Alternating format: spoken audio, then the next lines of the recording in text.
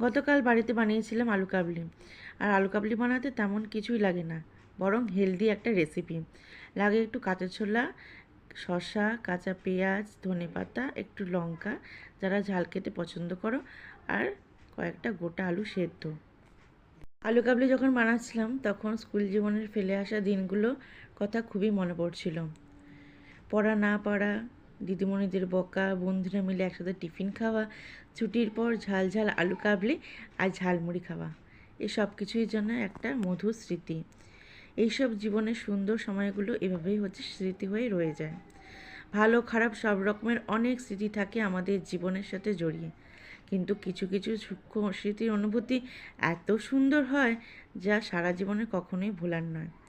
আমার কাছে তেমনি স্কুল জীবনের স্মৃতি এক অন্যতম।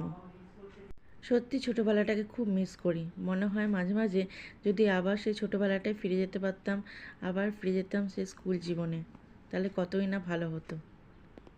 এই ব্যস্ততার জীবনে অনেক কিছুকেই হারিয়েছি, যা এখন কেবলই স্মৃতির পাতায়। দেখা হচ্ছে অন্য একটা ভিডিওতে। টাটা।